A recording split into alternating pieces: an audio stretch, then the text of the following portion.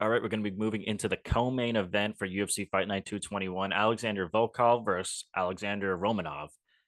Now, I was on the Romanov bandwagon, and how couldn't you be? He started off the UFC with a bang, ran through Roque Martinez in his UFC debut, then a first round sub over Marcus Rogerio de Lima, then fought Juan Espino, another very good grappler.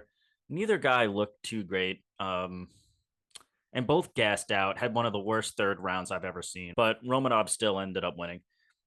Um, just that fight just left a bad taste, I think, in everyone's mouth. Romanov continued his streak with two more finishes after that against Jared Vandera and Chase Sherman.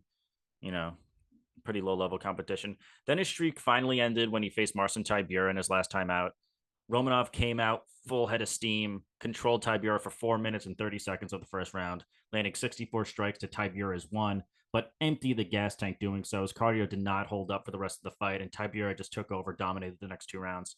After looking over what we've seen from Romanov, I think Romanov is a dominant grappler, but his striking is just not there yet. It's very lackluster. His cardio after the first round is almost non existent. His fight style is very similar to fellow countryman Ion Cutelaba, who also a good grappler, but striking bad striking and bad cardio. And he's currently 1-5-1 in his last seven. The level of competition that Romanov faced outside the UFC was just shit. But inside the UFC, it's a little bit better, but also it was pretty low level. Roque Martinez went 0-3 in the UFC. Juan Espino, who is good. I don't know if he's even still fighting anymore, but he joined the UFC at 40, transitioned to MMA way too late. Then Jared Vandera, who's 0-5 in his last five, and Chase Sherman, who's 1-5 in his last six. He's pretty much been gifted his first five fights in the UFC. So I would take some of those performances with a grain of salt because the competition is just like pretty low level.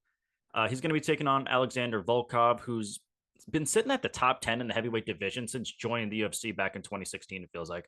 Volkanov is a great striker. He's tall, lanky. He's 6'7", 80-inch reach, and really utilizes that reach too. Keeps his distance great, avoids a lot of damage. He's got great shotgun leg kicks, and his cardio is miles and miles ahead of Romanov's. Volkov's last loss was to Tom Aspinall, another guy that is a very good grappler, and Volkov was subbed in the first round. And I think that's how a lot of people see this fight going. Volkov has struggled in the past with elite grapplers, losing to Curtis Blades and Tom Aspinall, like I just said. But I think Romanov might be like the Walmart version of those guys.